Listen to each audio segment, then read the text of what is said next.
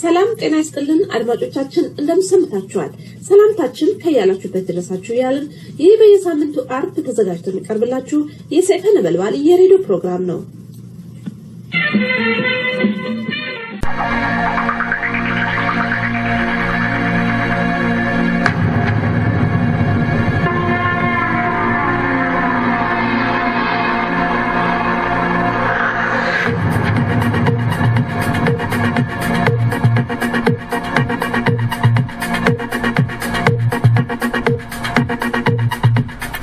ኦሮሚያም በህዝባዊ አመጽ ስትናጥ ዋለች ዳግመኛም የኦሮሚያ ክልሎች በኦሮሞ ልጆች ደም ታጠቡ በኢትዮጵያ የብር ምንዛሪ ዋጋም ቀነሰ በኬንያ ድንበር ላይ ለወራት የቆየው ስኳር ለገበያ ሊቀርብ እንደሆነ ተገለጸ ሰላም ጤና ይስጥልኝ እንደምንላችኋል ዜና እናሰማለን ከዜናዎቹ ጋራም ኢዮባይሳነኝ ዜናው ሲተነተን እንሆ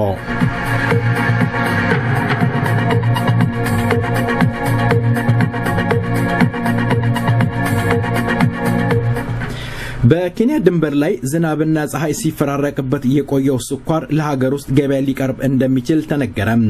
ስኳሩም ወደ ኬንያ ድንበር አምርቶ የነበረው ለአንድ የውጭ ድርጅት ተሸጦ ሲሆን በኋላም የኬንያ መንግስት ስኳሩ ወደ ሀገር እንዳይገባ በመከልከሉ ስኳሩም ከመኪናው ሳይወርድ ከአንድ ወር ከ20 ቀን በላይ ከኬንያ ድንበር ላይ ቆሞ ነበር ሁለት ወር ለሚጠጋ ጊዜ ያህል ድንበር ላይ የቆመው ስኳር ዳግም ወደ ወንጂ ስኳር ፋብሪካ ለሾፌሮች እየተንቀሳቀሰ ሲሆን መኪናዎቹም በአጀብ ወይም በመከላከያ ሰራዊት ታጅበው መንገድ ቀጥለዋል ምክንያቱም ተቃውሞና ወይም ህዝባዊ ጥቃት እንዳይደርስበት ታስቦ ነው ይባላል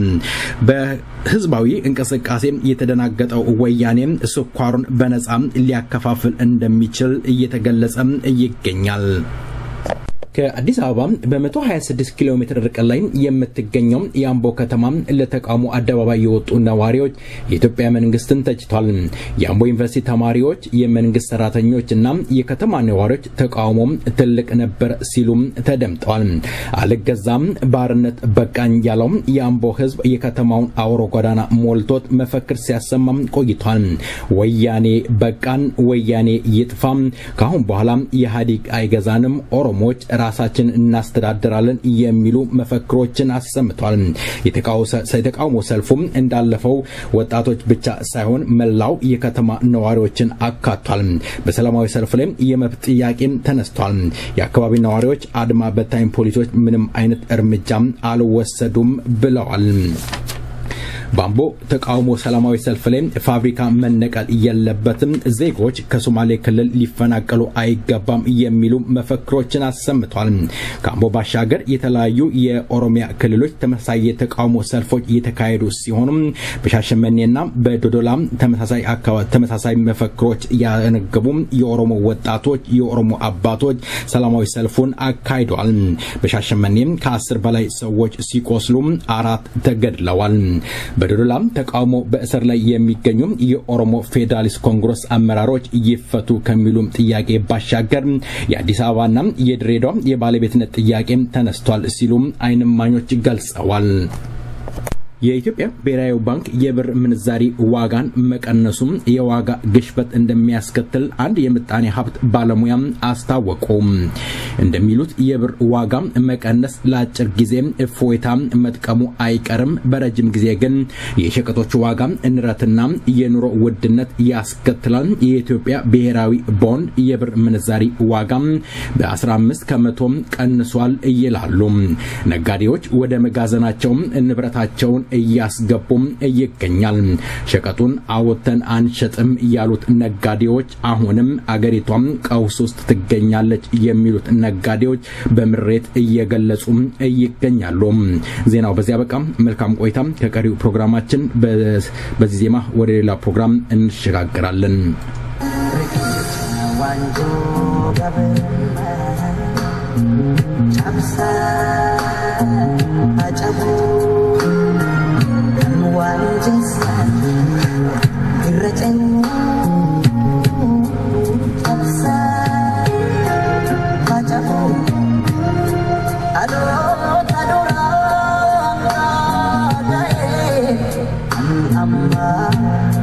Dugu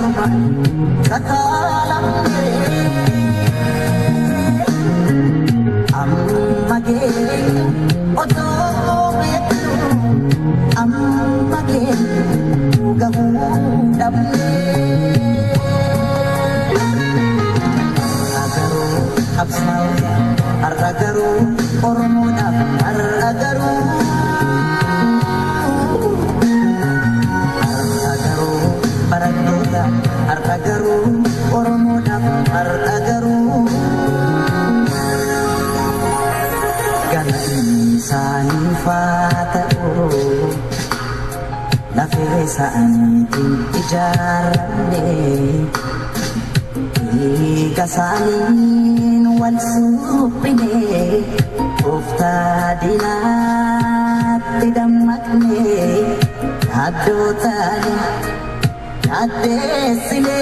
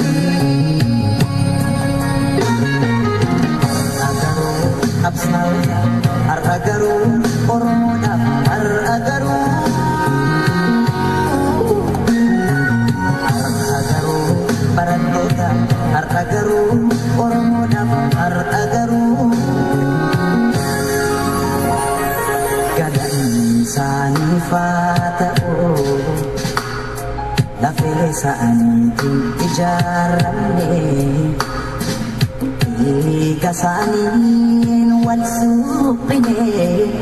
ufta dinat tidamatne adotani adesile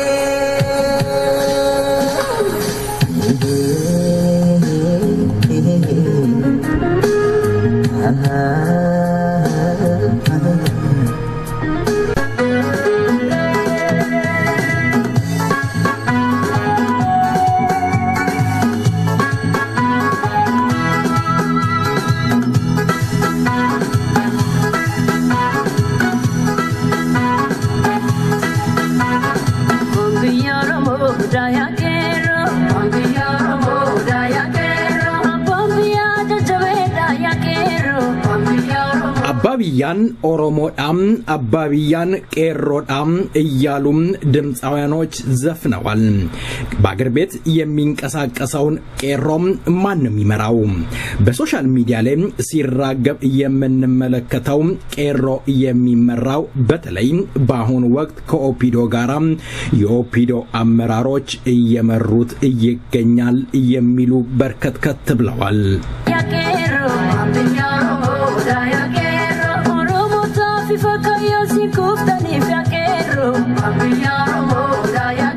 ዛሬም የተካሄደው ሰላማዊ ሰልፍ ማን ይጠራው የፖለቲካ ተንታኞች እንደሚሉት ከሆነም የወያኔ ደህንነቶች ናቸው የጠሩት ይላሉ ምክንያቱም የኦሮሞ ህዝብ ሊፈጁት ስለፈለገ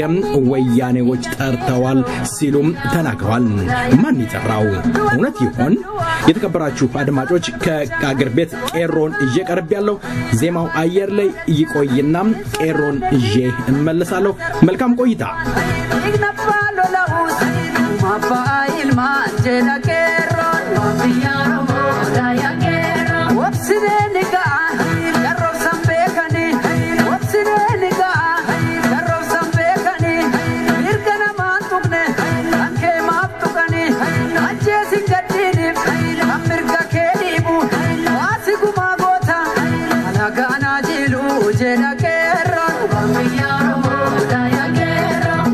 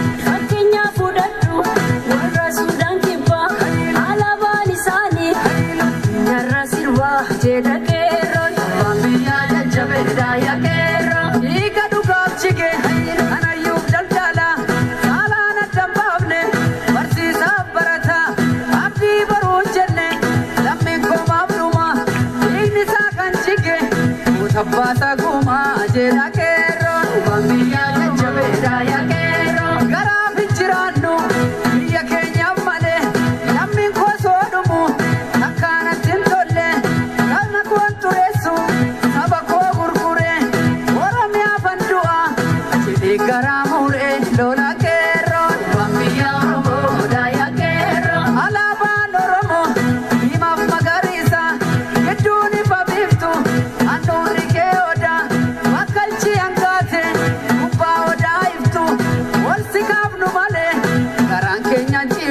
jeda keron bambiya moda ya keron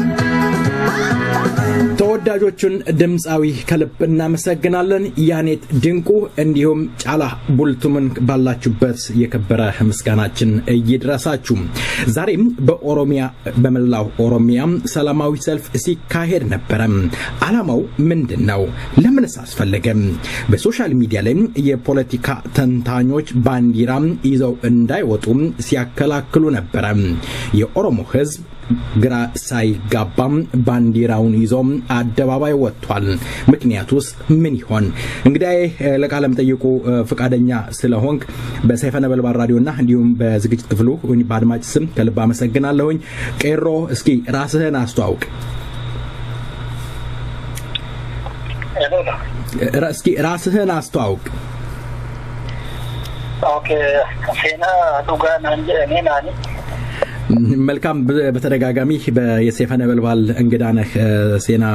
ቄሮ እንግዲህ በዛሬው ዕለት በኦሮሚያ ውስጥ ሰላማዊ ሰልፍ ሲካሄድ ነበር ይህን ሰላማዊ ሰልፍ የጠራው ማን ነው እንደሚባለው እውነት የህዋት ደህንነቶች ሆን ብለው የኦሮሞ ህዝብን ለመጉዳት አስበው የጠሩ ሰላማዊ ሰልፍ ነው ማን የጠራው ይህን ሰልፍ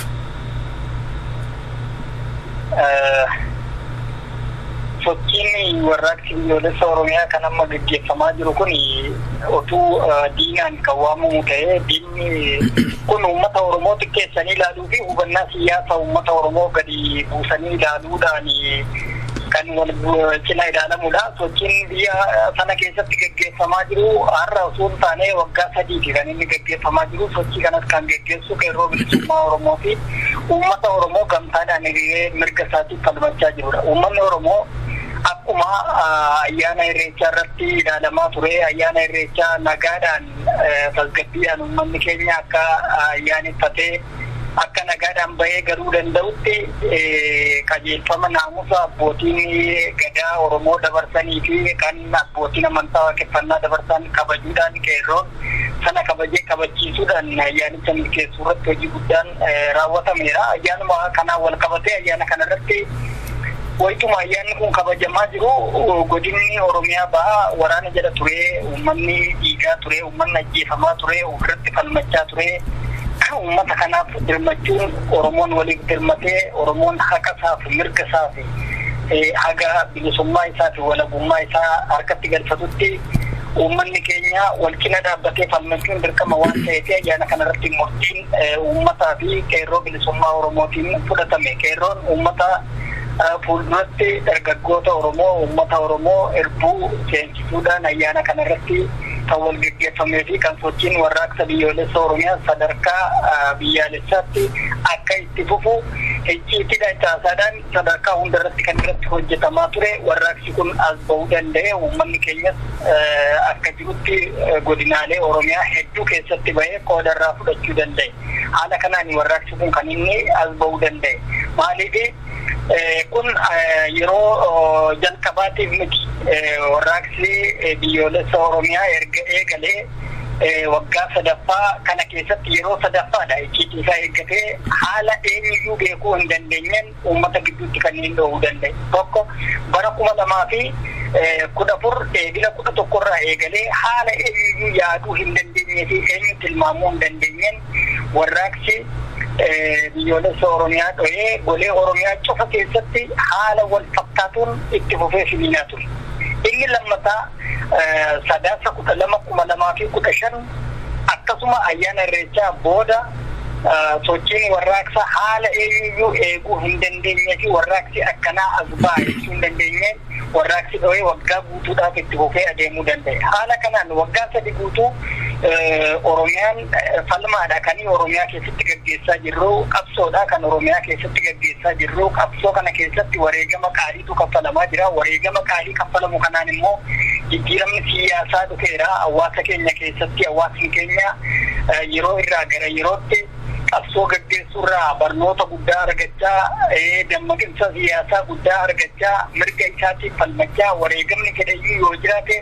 boru akka bilisummaa isaa harkatti galfachuu danda'uu fi biyya abbaa isaa gonfachuu akka danda'u irratti abdachaa adeemuu irraa qabsoon bilisummaa oromoos injifannoo guddaadhaan injifannoo siyaasaa guddaa kan uummata Oromoo gonfachiiseen sadarkaa kanarra gahuu danda'ee fi kan mootummaa abbaa irree sadarkaa kufaatii isa dhumaa irraan gahee akkuma amma hubatamaa jiruu fi akka amma eenyuyyuu addunyaan argaa jirtu kanatti sadarkaa kanarraa mootummaa abbaa irree kan gahuu danda'e. Haala kanaan warraaqsi kun ammas icciitii isaa eeggatee warraaqsa itti yaadamee mirga uummata Oromoo kabachiisuuf uummata Oromoo keessarratti dhumaa jiru uummata Oromoo keessarraa buqqa'aa jiru uummata Oromoo mirga isaa dhabee haga yoonaatti mirga isaa utuu gaafatachaa jiru gaaffii tokkoof illee deebii tokko dhabee wareegama ulfaataa hagana hin jedhamne uummata kaffalaa jiru haga mirga isaa gonfatutti haga qabsoon bilisummaa Oromoo galma gahutti ejjennoo mataa keenyaatiin qeerroon bilisummaa Oromoo uummata waliin ta'uun warraaqsa kana kan gaggeessaa jirru. ቄሮ ነው ስታነሳ በሬቻ ላይ ወጣቱ በመነጋገር ቄሮ በመነጋገር ቃል ኪዳን በመግባት ሰላም ለማስከበር እንደሞከራችሁ ገልጸሃል። ግን እኮ በሚነገረው ነገር ይሄንን ትልቅ ስራ እየሰራው የኦፒዶ አመራሮች እንደሆነ ይገለጻል።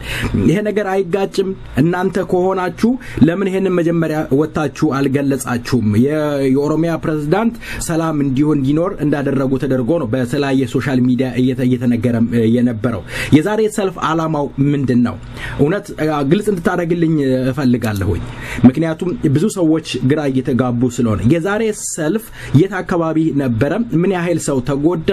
ምን ያህል ህዝብስ በሰላማዊ ሰልፍ ላይ ነበረ? መፈክሮችስ ምንድን ነበሩ?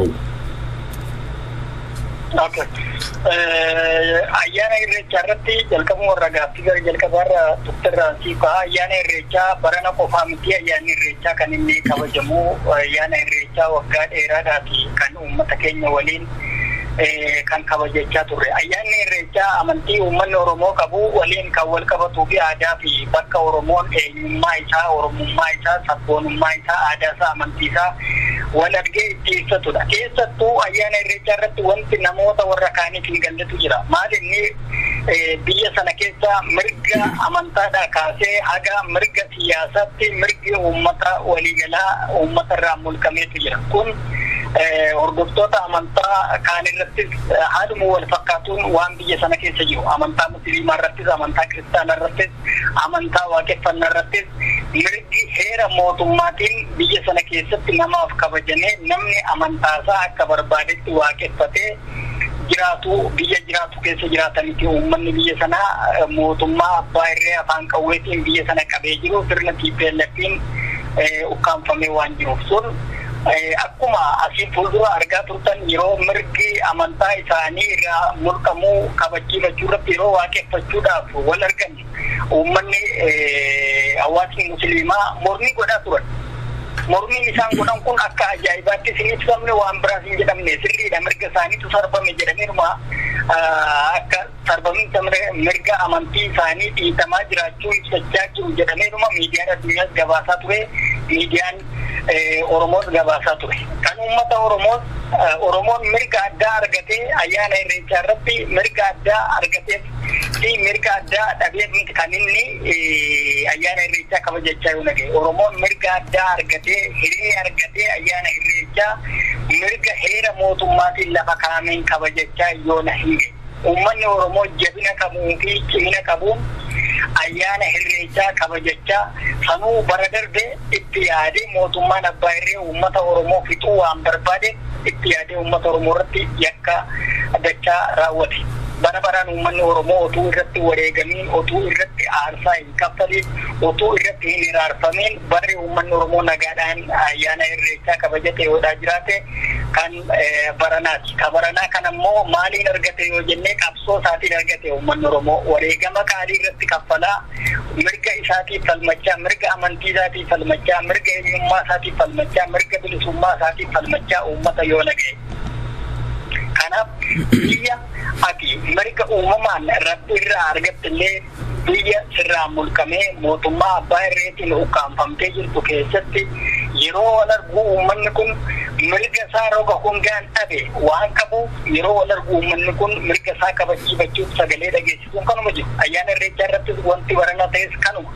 mirgumti amantaa isaa akka kabajamuuf, mirgi eenyummaa isaa akka kabajamuuf, mirgi uumamaan qabu akka kabajamuuf, mirgi akka siyaasatti qabu, mirgi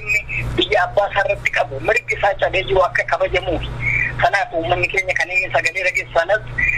nagaadhumaan akka xumuramu hojiin boonsaan irratti hojjetameera. Uummanni Oromoo irraaf jalaan wal kabajaa, dhaamsa abbootiin gadaas wareegamni uummata keenya irratti wareegamni keessumni akka hin dhumneef uummanni keenya nagaadhaan bahee isumayyuu sagalee isaa dhageessisuyyuu akka ta'uu qabuu fi naamusa eegamuu qabu keessatti akka dhageessifatuu fi waa hedduudha wareegamni baafamee hojii hojjetamaa ture. Haala sanaanis milkiidhaan xumuramuu danda'eera malee carraa addaa uummata Oromootiif kennamee mirgi addaa uummata Oromootiif kennamee miti. Kunis kanuma qabsoo isaatiin uummanni Oromoo yeroo irraa gara yerootti bara irraa gara baraatti wareegama kaffalaa kan ittiin yoo nageen uummanni keenya sadarkaa kanarra gahuu danda'e. Kan inni sadarkaa kanarratti gahuu danda'es qabsoo isaatiin injifannoo qabsoo isaatiin argate. Kanaafis uummanni kun ofitti boonuu qaba, ofitti boonaa jirra, ofittis boonuu qabna, ofittis boonaa jirra. Isa kanarratti haa ta'uutii sochiin warraaqsa biyyoolessa Oromiyaa fincilli xumura gabrummaa kan amma adeemaa jiru kuni akkuma waraabbii viidiyoolee garaagaraarraa hawaasa keenyatti kallattii garaagaraatiin hawaasa keenya qaqqabsiisaa turre uummata keenyi ayyaana irreechaa kanarratti wal argee rakkoo qabu, haala qabinsa mirga dhala namaa, haala mootummaan abbaa irree uummata keenya cabsee afaan qawweetiin gaaffii uummata Oromoo itti fufinsaan adeemaa jiruuf deebiin tokko dhabamee uummanni keenya jumlaadhaan mana hidhaatti ukkaanfamee kan jumlaadhaan ajjeefamee gumaan takkallee dhabamee mootummaan naatoo tokko mootummaan uummata keenya bakka bu'u akka hin jirre yeroo irraa gara yerootti akkuma ibsinee qabsoo finiinsaa jirruun uummanni keenya mirgi isaa akka kabajamuuf irbuu seenee warraaqsi akka itti fufu dhaamsi waliigalaa ayyaana kanarratti uummataaf darbe uummanni haala kanaan kan gara godina irraa dhufetti dhaamsa fudhatee qeerroon dargaggoonni Oromoo bakka irraa dhufanitti kan isaan dhaamsa fudhatanii deebi'an dhaamsa sanaan warraaqsi bakka marattuu utuu mootummaan abbaa irree ofirra galagalee namoota ayyaana irreechaa kanarratti hojii boonsaa hojjetan injifannoo boonsaa uummata kana gidduutti dalagan adamsee mana hidhaatti hin guurin warraaqsaan jala dhaabbachuun dirqama waan ta'eef warraaqsa kana as baasuun danda'ame. Warraaqsi kun kan icciitiidhaan irratti hojjetamaa turee fi caasaadhaan irratti hojjetamaa ture. Haala kanaatiin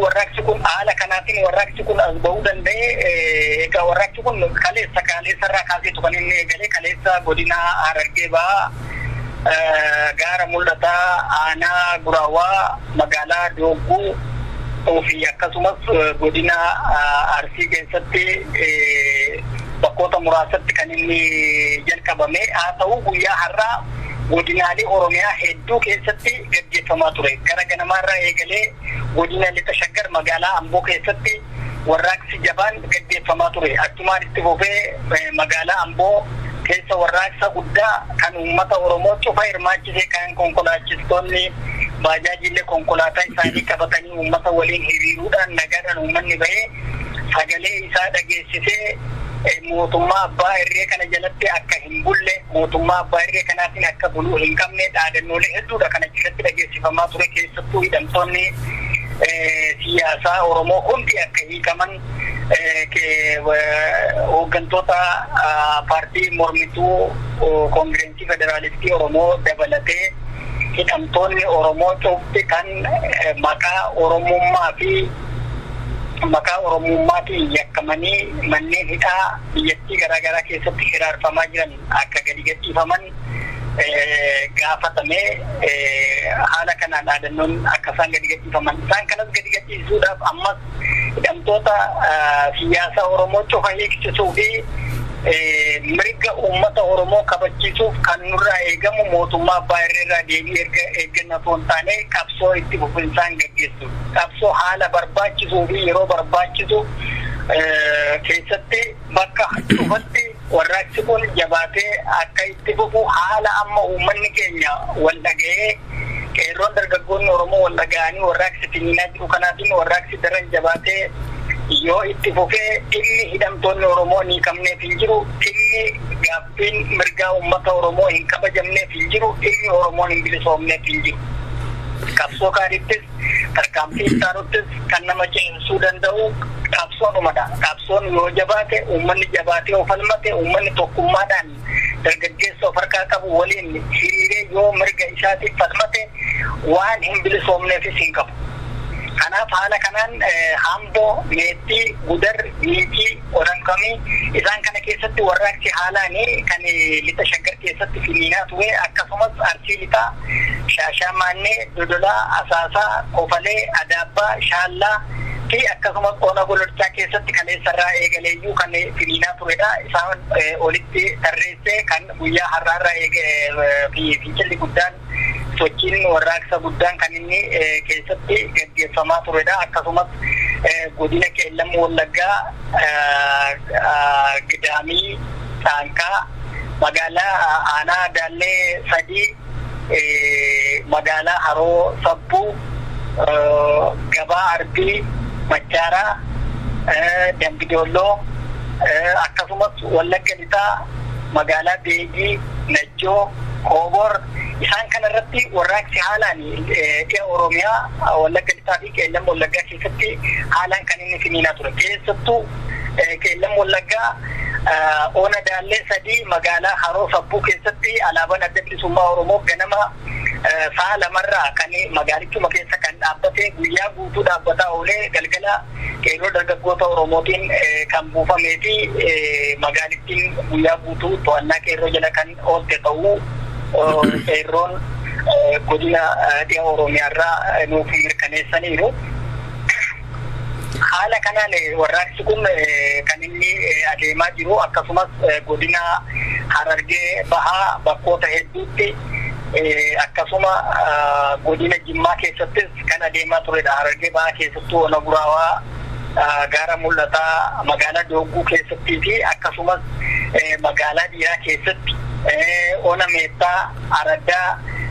Dugdaa Eelaatti haalaan kan warraaqsi itti fufee adeemaa ture. Haala kanaatiin egaa fincilli kan inni adeemaa ture keessattuu godina Jimmaa aanaa Sigimoo fi Limmuu Sakkaa keessatti finiinaa ture. Akkasumas aanaa Limmuu Koosaa keessatti immoo godina Jimmaa torbeedhaa olii fi warraaqsi kan achi keessatti gaggeeffamaa jiru. Saamicha lafaa kan abbootiin qabeenyaa TPLF lafa uummataa saamanii kan uummatarraa buqqisaa uummata lafasaarraa buqqisaa kan jiran qeerroon qabsoo hadhaawaa kan achirratti gaggeessaa turen abbootii qabeenyaa wayyaanee lafa uummataa saaman achirraa ari'uu danda'eera. Haala kanaan egaa warraaqsi kan inni haalaan finiinaa jiru. Haala kana cufa keessatti qaamni hawaasaa cufti kan irraa qooda fudhatanii fi hawaasni kunis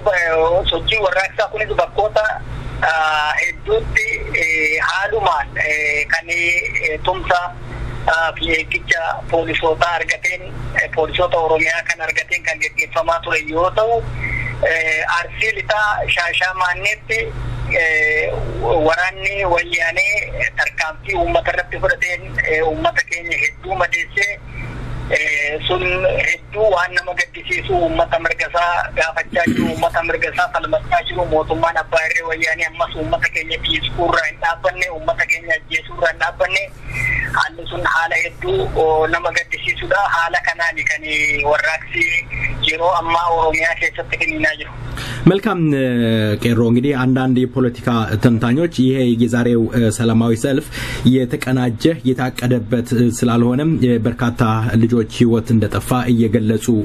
ይገኛል። እንደው በተለያየ ባለፈው በሬቻ ላይ እንደው ስላነሳው ነው ቄሮ ተሳትፎበት ብዙ ነገር እንዳደረገ ገልጸህልኛል። አባገዳም የትኛውም የፖለቲካ እንዳይካሄድ እንደከለከሉ ይገለጻል። በውጪ ያሉት የፖለቲካ ተንታኞችም ደግሞ ሰንደቅ ዓላማ ወይም አዲብሊስማ ባንዲራ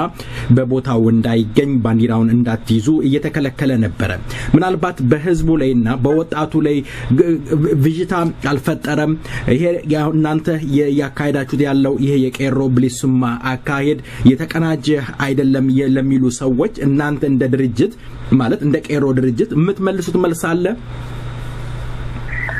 كل واحد يدونا ما راجوس متي واحد أفهم فاجي أمة تجدي أمومتي مالي تيجي يجوا هيك واحد أجانا الرجال في واحد أمة أورمو في واحد سبون أمة أورمو في واحد علابا دبل سما أورمو واحد علابا كابسو دبل سما أورمو أمة تبيكا وان ولا ما قافتشتم سبب نسا مالي في أيانا الرجال جل كبير مسارة كاسة كان أيانا الرجال روغا كنا نكنيكي بانتي كنا كبته أكادي مقابلة دعاء يروه لتلبني بسنسوتما أدبل سما أورمو في دبلوتا أدبل سما أورمو في أردوتا أمانتا واقفنا أبوتي كذا مالي في kun lafa duudhaa Oromoo lafa aadaa Oromoo lafa amantii Oromoo lafa Oromoon itti waaqa uumaa isaa itti kadhatuu fi waaqa uumaa isaa itti galateeffatu bakka kanarraa Oromoon mirga kana Oromoon qawweedhaan dhabe qawweedhaan ittifame mirga qawweedhaan ittifame kana Oromoon mirga koo ittifan jedhee alaabaa qabsoo isaa qabatee mirga amantaa isaatiif bakka wal arguu kanatti sagalee dhageessisuun isaa waanuma sirrii fi waanuma karaadha. Oromoon qawwee hidhatee timiti waa biraa godhee timiti bakka waaqeffadhu kana na dorgite mirga kana rabbirraan argatte mirga rabbirraa argatte kana qawweedhaan ittifamaa jira qawweedhaan eegamaa waaqeffachaa jira jedhee Oromoon isa kana balaaleffateera alaabaan inni harkatti qabatee balaaleffate immoo alaabaa bilisummaa isaati alaabaa lafee fi dhiiga gootota Oromoo dhiiga gootota meeqaatiin ijaaramedha kun eenyutti gaaffii kan uumuu miti eenyutti afaan faajjii kan uumuu miti gama kaaniin uummanni Oromoo alaabaa adda bilisummaa Oromoo namni ajajee qabatu jedhee hin qabatu namni dhiisi jedhee hin dhiisu uummanni waan hordofu qaba ilaalcha siyaasaa ideoloojii hordofu qaba uummanni Oromoo isa kanatu qabachiisa malee uummata kanaan yeroo tokko uummata Oromoo xiqqeessanii ilaalu hubannaa uummata Oromoo gabbuusanii ilaaluun of tuffachuu fi of gabbuusanii ilaaluudha uummanni Oromoo har'a iddoo kaleessaa sana hin jiru uummata Oromootii fi anatu sii beekaa anatu sii murteessaa anatu hiree keessii firaan dhaabbatuu qaba gama keessaatiinis gama alaatiinis kan wayyaanee irratti qabsaa'amaa jiruufis kanaas kan halagaa dura dhaabbatamaa jiruufis kan dhiigni dhangala'ee lafeen cabee diinaan mormii guddaan godhamaa jiruufis hiree keenyatu sii murteessa malee hiree kee ofii kee murteessachuu hin dandeessu waan diinni jechaa jiruufi hiree keenyatu sii murteessa mirgaati akka amantaatti qabdu mirgaati akka siyaasaatti qabdu mirga ati dinagdee irratti qabdu anatu sii murteessa jedhee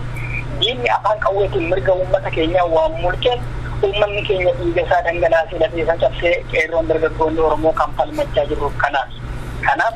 ammas ummata kanaan waan nuti jennetu ta'a ummata kanaan tayyoo jenne uummanni ka'a tayyoo jenne uummanni ka'a ilaalchi jedhu yoodhaa jiraate inni kun ilaalcha dogoggoraati kanarraa namoonni ilaalcha akkasiitiin dogoggoraa fi namoota dogoggortaa jiran akka uf sirreessan illee ni barbaada maaliif uummanni kun beekaadha uummanni kun hayyuudha uummanni kun haqa isaa firiiree falmachaa jira dhugaa isaatiif falmachaa jira warri qawwee of harkaa qabu waan qawwee of harkaa qabu uummata Oromoo callisiisuuf afaan qawweetti fayyadamee uummata keenya irratti yakka waraanaa fedhallee yoodha raawwate mootummaan abbaa irree kan inni kufaatirraa ooluu hin danda'u kan inni kufuuf immoo fagoo miti. መልካም akkuma kana keessatti wareegama gaagama ulfaataa jiru keessatti qabsoo hadhooftuu uummanni keenya gaggeessaa jiru sadarkaa har'a abbaan irree wayyaanee irra ga'ee jiru kun mataan isaa ragaa guddaadha. Kanaaf uummanni keenya kan inni falmatu malee sun dogoggora miti dogoggoratu uumame miti dogoggorri uumame hin jiru kana መልካም ቄሮ እንግዲህ በተለይ በአሁኑ ወቅት የኦፒዶ ባለስልጣናቶች ስሜት ቀስቃሽ የሆነ ንግግሮች ይናገራሉ በተለይ በኦሮሞ ዘንድ በአሁን ሰዓት ተቀባይነት እንዳገኙም ይገለጻል የኦሮሞ ህዝብ ኦፒዶ ጠንክሮ የኦሮሞ ህዝብን ነጻነት ያጎናጽፋል ብለው የሚጠብቁ የኦሮሞ ተወላጆችም ይገኛሉ ካለፉት የኦፒዶ አመራሮች አሁን ያሉት የኦፒዶ ባለስልጣናት ኦፒዶን ለውጠውታል እንደውም ከቄሮ ጋራ በመስራት የኦሮሞ ህዝብን ወነጻነት በቅርቡ ያጎናጽፉታል የሚባል ነገር አለ ያሁኑ አመራር እያሉ በመቶ ሺዎች የሚቆጠሩ የኦሮሞ ተወላጆች እየተፈናቀሉ ይገኛሉ እየተገደሉ እየታሰሩ ባለበት ሰዓት ውስጥ እውነት ይሄ ኦፒዶ ራሱን ለውጧል ጠንካራ ነው ማለት ይቻላል ቄሮ እንዴት ያየዋል እውነት ከቄሮ ጋራ ኦፒዶዎች እየሰሩ ይገኛሉ kun la ummata oromoo inni ummata oromoo hunda waan lallatu ummata oromoo giddu galeessa godhannee ummanni oromoo akka irratti hirmaachuu danda'uu fi ummanni oromoo dammaqee mirga isaatiif akka falmachuu danda'utti roga hundaan qabsoo gaggeeffamaa ture. Qabsoo gaggeeffame kanaan mooraa OPDO keessatti jijjiiramni siyaasaa mul'ataa yeroo inni jirutu jira. Inni sunis maal inni ilmaan oromoo sabboonoo ta'anii fi uummata oromootiif rifaatuu qaban gara qalbiin isaanii fi yaanni isaanii gara qabsoo warraaqsa gaggeeffamaa jiruu fi gara uummataa warri yaada qaban jiru warri itti fakkeessuuf jiraachuuf jedhanii sana erkatanii adeemaa jiru. Akka OPDOtti akka jaarmiyaatti ammas inni jechaa jiru kan sabboontota oromoo mooraadhuma OPDO keessa jiran kan ummata ofiif naatoo qaban waan isaan godhan irraa inni akka jaarmiyaatti garuu jaarmiyaan OPDO jechuun dameedhuma mootummaa wayyaanee jechuudha. Harka mootummaa wayyaaneetiin kan bulu, harka mootummaa wayyaaneetiin kan hoogganamu, astaayii mootummaa wayyaaneetiin kan ta'u, ka'ii mootummaa wayyaaneetiin kan ka'u jecha. Har'a jijjiiramni dhufee kan jechuu dandeenyu uummanni yoo xiqqaatee uummanni miliyoona walakkaadhaan ta'ee isaarraa wayita buqaa jirutti uummanni lakkoofsa hagana hin jedhamne waraanaan daangaarratti reebamee mootummaan abbaa irree wayyaanee daangaarraan hidhachiisee otuu rukuchiisaa jiru uummanni dhiigni isaa dhangalaafamaa jiru qabeenya isaarraa buqaa jiru uummata amma kanaaf uummanni oromoo waliif dirmatee buusiidhaan uummata keenya dandamachiisuudhaaf dhamaa otoo jiru akka mootummaa naannootti uummata keenyaaf aantummaa agarsiisaa jirra kan jedhu kun mataan isaa shirinii guddaadha. Maaliif uummata dhumaa jira? Nuti mootummaadhaaf hin jechuun qaban teessoo mootummaarraa gabbuu qabu. Yeroo kanatti teessoo mootummaarraa gabbu'anii caasaa sirnichaa diiganii uummatatti makamuudha kan isaanirra jiru. Kan isaanirraa eegamus isa kana. Yoo sana hin taane achumarra ta'anii achumarra xabaaromsuu fi achumarra dhaabbatanii uummataaf jirra uummata wajjin isin wajjin jirra jechuun hin fakkaatu. Uummata wajjin jiraachuu qabatamaadhaan lafarratti argamuu qaba. Dhiigni uummataa dhangala'aa jira. Uummanni keessarraa buqqa'aa jira. Uummanni hidhaan tukkaanfamaa jira. Isa kami aantummaan uummataaf mul'ate. Jijjiiramni OPDO'n uummataaf fide isa kami. Jijjiirama jecha yoo ta'e immoo waggaa 26 guutuu uummata keenya irratti lallabamaa ture. Qabatamaadhaan uummata keessatti wanti dhufe maali? Kan qalbii sabboontota ilmaan Oromoo mooraa OPDO keessatti argaman kan uummata isaaniitiif hojjechaa jiran qalbii isaanii hatuu fi isaanii qabuuf jecha isaaniin sakaalanii qabuuf jecha waan godhamaa jiru malee qabatamaatti wanti uummata Oromootiif raawwate maaliif? Uummanni Oromoo godina bahaa Oromiyaa, kibba bahaa Oromiyaa keessatti jumlaadhaan waraanaan dabadabamee ajjeefamaa jiru meeqaaf meeqa? Mee lakkoofsa isaanii galmee seenaa haa yaadatu. Uummata keessatti ajjeefamaa jiru. Uummanni kun maal godhe? Daangaarraan itti hidhachiisanii uummata kana irratti kan ajjeesaa jiran OPDO'n ittisuu danda'eera. Uummata kana keessarraa buqqa'ee jiru OPDO'n keessarraa buqqa'ee qabeenya isaarraa buqqa'ee uummata kana buqqa'ee OPDO'n utuma jiruuti miti maal godhe OPDO'n akka inni hin buqqaane godheera akka inni keessarraa hin buqqaane godheera. Dhufee eegga buqqa'ee dhufee galee Hargeysaa keessatti uummanni keenya dhiigni isaa dhangala'aa jiru. Mootummaa naannooti miti maal godhe? Gadda kanayyuu mootummaan naannoo Oromiyaa gadda uffate teessoo mootummaa isaarraa gadi bu'ee uummatatti makamuu qaba. Amma uummanni Oromoo mootummaa mataa isaa dhaabbatutti uummata ittisutti deebi'uutu irra jiraata. Yoo sana hin taane nuti mootummaadha jedhanii ammallee uummata keessa kan deemanii lallaban yoo ta'e uummata sobuu miti of sobuudha. Kanaaf gowwoomsaa hin fakkaannee fi waan qabatamaadhaan uummata keessa hin jirreen miidiyaarraa wal sobaa ooluun waan qabu. Waan uummata keessatti jijjiirama hojjetame arguun barbaachisaadha. Jijjiiramni har'a uummanni ayyaana irreechaa irratti ajjeefamuu waan dhabe qofaaf uummanni waan inni uummataa dhangala'uu dhabe qofaaf OPDO'n akka waan jijjiirama guddaa fiddeetti yookaan nageenya uummataa eeguun dirqama mootummaa tokkooti. Uummanni sana kan inni gaafachaa jiru nageenya koo eegi mirga namni uumamaan rabbirraa qabu mirga kanatti fayyadama mirga kana seera mootummaatiin natti hin daangessin mirga kana rabbirraan argadhe kan uummanni jechaa mirga kana. Please enter the number you wish to call or dial *0 to hear the አድማጮች ቄሮ በመሃል ተቋርጧል ቄሮን ይዤ እመለሳለሁ በዚህ ዜማ ቆይታ እስኪ እናድርግ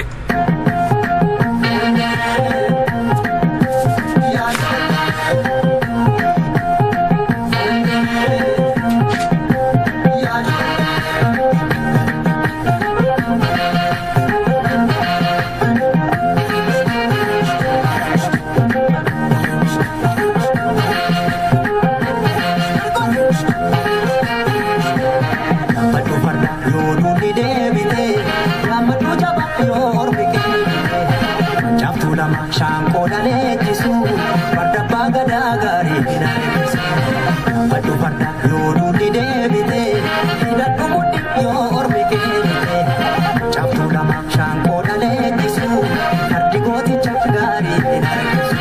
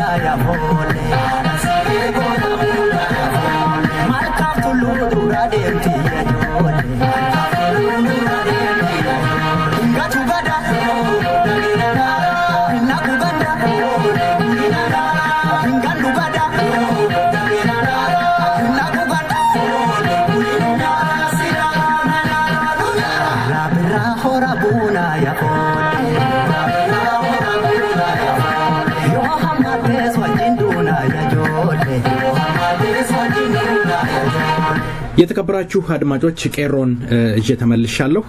ቄሮ ካቆምክበት እንድትቀጥል ጠይቀሃለሁ ከናፊ አላ ከበጃያን ሬቻ ዲዮ ከበቂያ ከምርጋ አዳፈቆ ኡመታ ኦሮሞቲ ከበቂት ቪዲዮን ዋኔ ራህመቱፊ ዋኔ ራቡፈቱን ከቡ ብርከማ ፖሊሲ ነገኛ ኡመታ ተናይጉን ኡመኒ ነገኛ ኡመታ ሰና ከበቂቱ ብርከማ ፖሊሲ ብርከማ ሞቱማ አነ በውቶኮ ባቹዙ እንደንደኝ አታውቲ ኩኑ ጅራሚ አማ አርገሜ ኩኑ ካከብሶ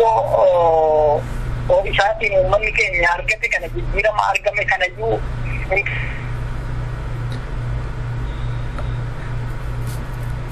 ሄሎ አድማጮች እንግዲህ ኔትወርክ በጣም ቄሮ ኔትወርክ እያስቸገረን ነው ትሰማኛለህ ሄሎ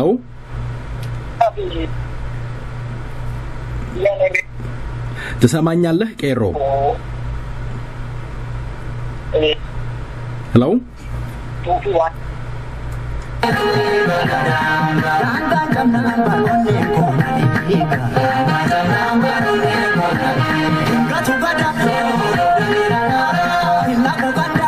ቄሮ ተመልሷል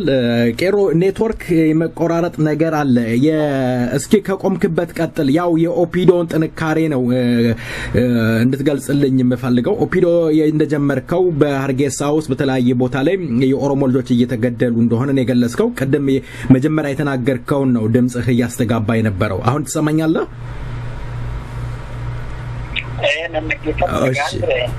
እሺ እስኪ ከቆምክ ummata kana jijjiirama finnaatoo addaa qabaanneef kan jedhamuu danda'u yoo dhiigni uummataa dhangala'aa jiru dhaabbachuu danda'e yoo uummanni kun nagaadhaan jiraachaa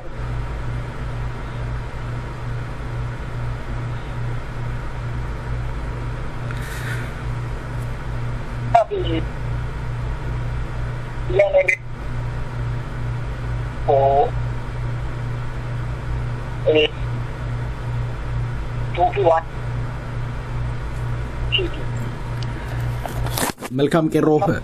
ድምጽህ በጣም እየረበሸን ነው የመቆራረጥ ነገር አለ እንግዲህ አጥቃለልኝ እንሰናበት በሌላ ጊዜ እንገናኛለን ሄሎ አድማጮች እንግዲህ እየሰማችሁት እንዳለው የቄሮ ስልክ ችግር ገጥሞታል ያው ኔትወርክ በጣም አስቸጋሪ ነው በሌላ ጊዜ ቄሮን ይዘን እንመለሳለን ተወዳጁ ድምጻዊ ገላና ጉርሜሳ አየር ላይ ያለ ደና ሆኖ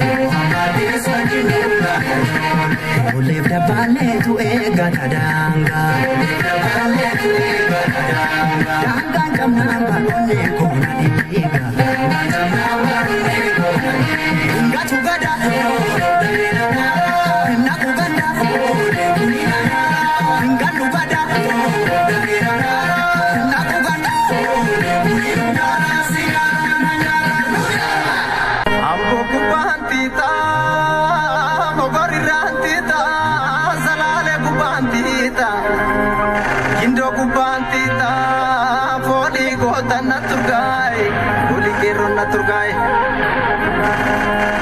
adum biyor manitu አልገዛም ያለው የኦሮሞ ህዝብ ዛሬም እንደ ወትሮው አደባባይ ወጥቶም ቁጣውን ሲገልጽ ቆይቷል።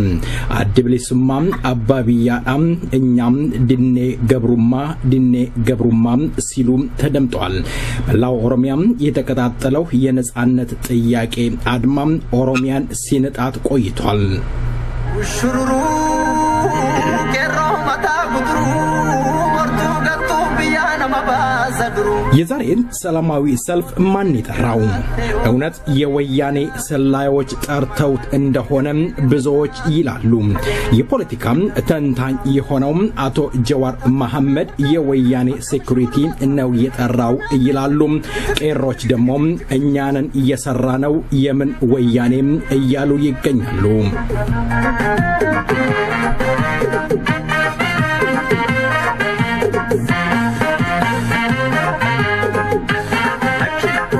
መያዣና ማጠፊያ ያጠረው ወያኔ ፕሮፌሰር መራራ ጉዲና ይቅርታ ጠይቀው ፈርመው እንዲወጡ ቢጠይቁም ፕሮፌሰር መራራ ጉዲና የሰራው ስህተት የለም አልፈርምም ሲሉ ገልጸዋል።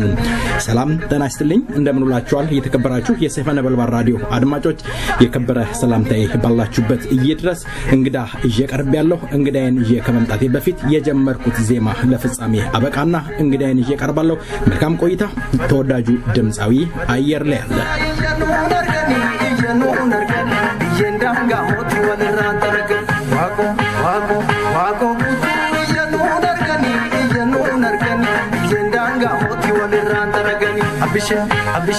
abishe garba iyanu nargani biyendanga oti waliran daragani hadde biru iyanu nargani biyendanga oti waliran daragani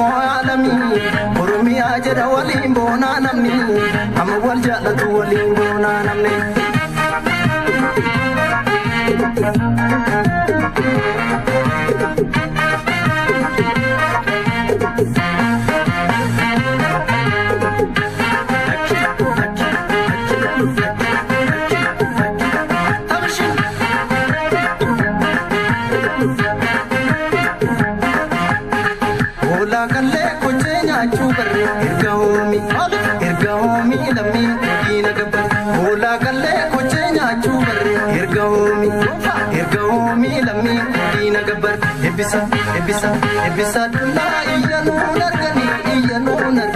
biyendanga hoti waliran daragani badodil gasa iyanu nargani biyendanga hoti waliran daragani wago kutu iyanu nargani biyendanga hoti waliran daragani abishe garba iyyanu nargani biyen danga oti walirran taragan tadde birru iyyanu nargani biyen danga oti walirran taragan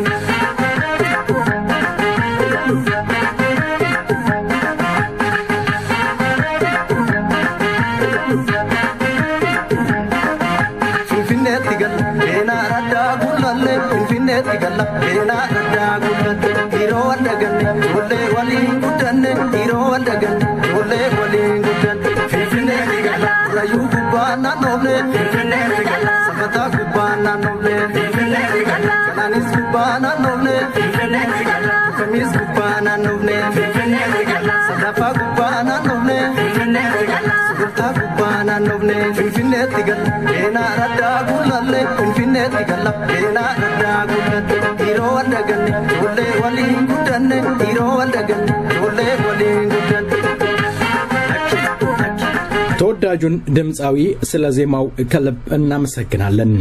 የዛሬውን ሰላማዊ ሰልፍ ህዋት ወይም የህዋት ተላላኪዎች አለበለዚያም ደህንነት ጠራ ቢባል ለምን ጠራ? ደህንነት የሚያገኘው ወይም ህዋት ከዚህ ሰላማዊ ሰልፍ የሚያተርፈው ነገር ምንድነው? ምን ለማለት ተፈልጎ ይሆን? ሰላማዊ ሰልፉን የጠራው የህዋት የደህንነት ቢሮዎች ናቸው ማለት ትርጉሙስ ምን ይሆን? አድማጮች እንግዳዬን ይቀርባለሁ። እንግዳዬ ለቃለ መጠይቁ ፈቃደኛ ሆነው ስለቀረቡ በሰይፈ ነበልባል ራዲዮ ድምጽና እንዲሁም በዝግጅት ክፍሉ ከልብ አመሰግናለሁ። እስኪ ስሞትንና የሥራ ድርሻዎትን ለአድማጭ ይግለጹልኝ። እሺ ይሄንን እድል ስለሰጠኸኝ እኔም አመሰግናለሁ። ስሜ ማህቡብ አባዋጂ ባላለው በአሁኑ ወቅት የኦሮሞ ነጻነት ግንባር ውስጥ የኖርዝ አሜሪካ የዲፕሎማሲ ኃላፊ ሆኜ ነው የምሰራው። መልካም እንግዲህ ወደ ውይይታችን አመራለሁኝ። እንግዲህ ከርሶ ከስራዎት ልነሳ። እንደው ያው የዲፕሎማቲክ ስራ ላይ በጣም ከዚህ በፊት የኦሮሞ ነጻነት ግንባር አይሰራም እየተባለ ሲተች ነበር። እንዴት ነው አሁን ያጧጧፋችሁት ነው ወይስ በምን ላይ ትገኛላችሁ? በቅርቡ የኦሮሞ ነጻነት ግንባር ስብሰባ አድርጎ አዳዲስ መሪዎችን መርጦ ያሉትን ዶክመንቶች እንዳለ ገምግሞ ካጸደቀና ካሻሻለ በኋላ እንደ አዲስ ሊደርሺፑን አቀናጅቶ ወጥቷል። እኔም የተመረጥኩትኝ በዛ ስብሰባ ላይ ነው። ከዛ ከተመለስን በአዲስ መልኩ ትግላችንን አሁን ካለበት ደረጃ አንስተው ወደፊት ለማራመድ ብዙ ማሻሻያዎች ተደርገዋል። ከነዚህ ውስጥ እንዳልከው አንዱ የዲፕሎማሲ ስራ ነው። የዲፕሎማሲ ስራ ወደፊት የሚታይ ነገሮችን ጀምረናል። አሁን ተስፋ በጣም ሊጣልበት የሚችል ስራ ነው። ጅምሩ ወደፊት የሚታይ ነገር ነው። መቼም ለውጥ በአንድ ጊዜ አይገኝም። እንቀጥላለን። ወደፊት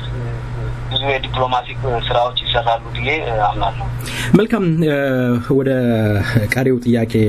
አመራለሁኝ። እንግዲህ በአሁኑ ወቅት በአገር ቤት በተለይ በኦሮሚያ ውስጥ የህዝባዊ እንቅስቃሴ እየጎላ እየተፋፋመ እየሄደ ይገኛል። በኢትዮጵያ ውስጥ ያለው የህዝቦች እንቅስቃሴ መንግስት ተወጥሮ እንደሚገኝ ይገለጻል። የዛች ሀገር እንደው ህዋት ከበፊት ከነበረውና አሁን ካለው የፖለቲካ ስትራቴጂም ይሁን አቅም እንዴት ይገመግሙታል? በህዝቦች ታንቆ ይገኛል። እንዴት አዩት? ህዋት እየተዳከመ ነው ማለት ይቻላል ወይስ ወድቋል ማለትስ ይቀል ይሆን? እንዳልከው በአሁኑ ጊዜ ያለውን የህዋት ሁኔታና የወደፊቱ በፊት የነበረውን የህዋት ሁኔታ መገምገሙ ወደፊት እንዴት ነው የሚካሄደው ለሚለው ወሳኝ ቁልፍ ነው። በፊት ህዋት የነበረበት ሁኔታ እንዳለ ኢትዮጵያን በመሳሪያ አፈሙዝ ህዝቡን አስፈራርቶ ገዝቶ ነበር። በዛች በአፍሪካ ቀንድ ውስጥ በመሳሪያ በመታጠቅና በሰራዊት ግዙፍነትና ብዛት ተኪል የሌለው ወይንም ደግሞ የሚፈታተነው ሀገር እንደሌለ የታወቀ ነበር ምክንያቱም ኢትዮጵያን ተቆጣጥሮ በመሳሪያ አፈሙዝ ከኢትዮጵያ አልፎ ሶማሊያ ገብቶ ሶማሊያን እንዳፈለጋት ያደረገ ከዛም አልፎ ሳውት ሱዳን ሰላም አስከባሪ ነኝ ብሎ ብዙ ጉልበቱን ያሰፋ ነበር ከዛም አልፎ በአለም ላይ ለሰላም አስከባሪ የሚሆኑ ሰራዊቶችን የሚልክ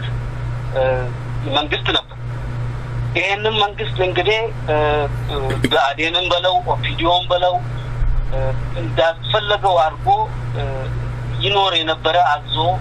ገሎ አስሮ ቶርች አርጎ ይኖር የነበረ መንግስት ነበር በዛን ጊዜ ከ8 ሚሊዮን በላይ የሆኑ ሰላዮች የነበረው መንግስት ነበር በዛን ጊዜ በ5 ቤተሰብ ውስጥ አንድ ሰላይ አርጎ የያንዳንዱን ቤተሰብ የያንዳንዱን ፋሚሊ ሚስጥርና የግል እንትናቸውን ኑሯቸውን ራሱ የማወቅ ወጥ የነበረው መንግስት ነበር ያንን መንግስት ነው እንግዲህ አሁን በቀይሮ ትግል ተነስቶ ዛሬ ባለበት ደረጃ ኦፒዲዮች ራሳቸው በአዴኖች ራሳቸው እሱ የፈጠራቸው ድርጅቶች ራሳቸው አንገዛም ያሉት በዛ ምክንያት ነው አሁን ያለበት ደረጃ አገሪቷን መቆጣጠር ያልቻለበት ደረጃ ላይ ነው አሁን ያለበት ደረጃ ራሳቸው እርስ በራስ መስማማት ያልቻሉበት ደረጃ ላይ ነው እና ወያኔ በአሁኑ ወቅት ያለው ስታረሱ ያለበት ሁኔታ አምኖ አለመቀበል ላይ ብቻ ነው እንጂ እንደወደቀና ከህዝብ ዘንድ ተቀባይነት እንደሌለው በውጪው ዓለምም ተቀባይነት ህዝብ ዘንድ እንደሌለውና ህዝቡን እንደማይወክል እየተረጋገጠ ያለ ሁኔታ ነው እንግዲህ እንደገለጹት በህዋት ውስጥ የመከፋፈል ነገር አለ በሌላ አንፃር ደግሞ እንደሚባለው የኦፒዶ እንደሚታወቀው የኦፒዶን ህዋትን የጠፈጠፈው ጠፍጥፎ እንትን ያለው በግን አባውን ሰዓት ኦፒዶ ያፈረጠመ እንዳለ ይገለጻል በኦሮሞ ህዝብ ውስጥም እየታመነ ያለ ይመስለኛል ኦፒዶ ጠንክሮ ወጥቷል የኦፒዶ አመራሮች ጠንካራ ሆነው ለህዋት አልገዛም እንዳሉ እየተገለጸ ነው የኔ ጥያቄ ግን ኦፒዶ ጡንቻ ካፈረጠመ በኦሮሞ ታሪክ ውስጥ በኢትዮጵያ ታሪክ ውስጥ ለመጀመሪያ ጊዜ በመቶ ሺዎች የሚቆጠሩ የኦሮሞ ተወላጆች ተፈናቅለዋል የኦፒዶ ጡንቻ ማፈርጠም ምኑ ጋር ነው ለባለቤቱ ወይም አስተዳደራው ለሚለው አካል መቆምና መናገር መከላከል ካልቻለ እንደው ምን ጋር ነው ጡንቻ ያፈረጠመው አቶ ለማ መገርሳ ለውጥ አመጣዋል የሚባለው እንደው ይገልጹልኛል ምን አይነት ለውጥ አመጡ ለዛች ሀገር የኦፒዲዮን ስለኦፒዲዮ ለመናገር መሰረታዊ የሆኑ ጥያቄዎችን መመለስ ያስፈልጋል አንደኛ ኦፒዲዮ በማን ተሰራ ለምን ተሰራ አላማው ምንድነው ሁላችንም እንደምናውቀው ኦፒዲዮ በኢህአዴጎች ነው የተሰራው በወያኔ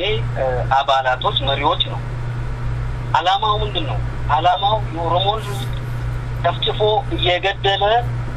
ሁለተኛ የዛች ሀገር ውስጥ በሁለተኛ ደረጃ ሰከንድ ሲቲዝን ሆኖ እንዲኖር እንዲረዳው አርጎት ያ ነው አላማው የኦፒዲዮ አላማ የተፈጠረበት ፈጣሪዎች እነማን ናቸው ወያኔዎች ናቸው እና ይሄንን አላማ እስካልተቀየረ ድረስ ኦፒዲዮ ለወያኔ መገዛት እስካላቆመ ድረስ ጉልበት ሊኖረው አይችልም ይሄ መታወቅ አለበት የኦሮሞ ልጆች ዛሬ እየጠየቁት ያሉት ጭቆናን ባርነትን ግፍን አንፈልግም ነው የኦፒዲዮ ስራው የተፈጠረበት ስራው ግን ጭቆናን ግፍን ቀጥሎ እስከ መጨረሻው ድረስ በኦሮሞ ህዝብ ላይ እንዲቀጥል ነው አላማው የተሰራው ሁለቱ አብረው ሊሄዱ አይችሉም የኦሮሞን ኢንተረስት ለማስጠበቅ ኦፒዲዮ እንደተፈጠረው ሆኖ መኖር አይችልም እና ምንድነው አሁን በአሁኑ ወቅት ትንሽ መናገር ወጥተው ማፈንገጥ ጀምረዋል እንዴት ነው የተጀመረው በቀይሮ ስራ ነው ቀይሮ ነው ነፃ ያወጣቸው እነሱ ስራቸው እኮ ቀይሮ የኦሮሞ ህዝብ እንዳይነቃ እንዳይደራጅ እንዳያምጥ ማድረግ ነበር አልቻሉትም ራሳቸው እና ዛሬ እነሱ ከንከው ወያኔ እጅ ስር ወጥተው ራሳቸውን ችለው የህዝባቸውን ኢንተረስት መናገር መስራት በአፍ ብቻ ሳይሆን ስንት አመት ተዋሽቶበታል ከ25 አመት በላይ ተዋሽቶበታል የኦሮሞ ህዝብ በስራ ከኦሮሞ ህዝብ ጎን እና የኦሮሞ ህዝብ ኢንተረስት ማስጠበቅ ሲችሉ ብቻ ነው እንደዛ ማለት የሚቻለው ግን እኮ እንደው ይቅርታ ግን እኮ በአሁኑ ወቅት የአመራሮቹ ከበፊት ከነበሩት ከአቶ ጁነዲ ከአቶ ሙክታር ከአባዱላ ገመዳ የተሻለ ነገር እንዳሳዩ በንግግርም ቢሆን የኦሮሞነት ምንድነው ሰቦንማ በእነዚህ አመራሮች ላይ ይታያል በተወሰነ አካል የኦሮሞ ህዝብ እንደተቀበላቸው እያየን እንገኛለን የኔ ጥያቄ ግን የኦሮሞ ህዝብ ከተቀበላቸው እንደ ንግግራቸው በመድር ላይ የሰሩት ነገር አለ ወይ እውነት ኦፒዶ ባሁን ባለው ስትራክቸር የኦሮሞ ህዝብ ነፃ ያወጣል ተብሎ ይገመታል ጥሩ ጥያቄ ነው ይዮ እዚህ ላይ እደም እንዳልኩት የኦሮሞ ህዝብ የሚፈልገው ምንድነው ከጭቆና መላቀቅ ከባርነት መላቀቅ ግፍን ነይጣላው በቃኝ ያለ ያለው ያን ነው ኦፒዲዮ እንዳልኩት ቅድም ስራው ምንድነው እነዚህ ነገሮች እንዲቀጥሉ ለወያኔ ማድረግ ነው ግፍ እንዲቀጥል የኦሮሞ ጭቆና እንዲቀጥል የኦሮሞ መገደል እንዲቀጥል ያንን ነገር በአፍ አይደለም አሁን እንዳልከው አንተም እንዳልከው እኔም እንዳልኩት በአፍ አይደለም በተግባር እነዚህ ነገሮች በተግባር የሚቆሙ ከሆነ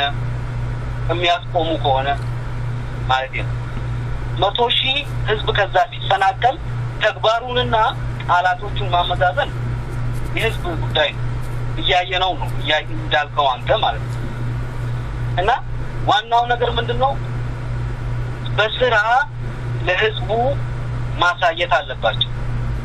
በቃላት አይደለም ብዙ ጊዜ የኦሮሞ ህዝብ እንደውም ከያነጻጸረ ያለው ከኦሮሞ ነጻነት ግንባር ይልቅ ኦፒዶ ባውን ሰዓት ለኦሮሞ ህዝብ እየሰራ ነው የሚል ነገር አለ እንደው አያይዘው እንዲመልሱልኝ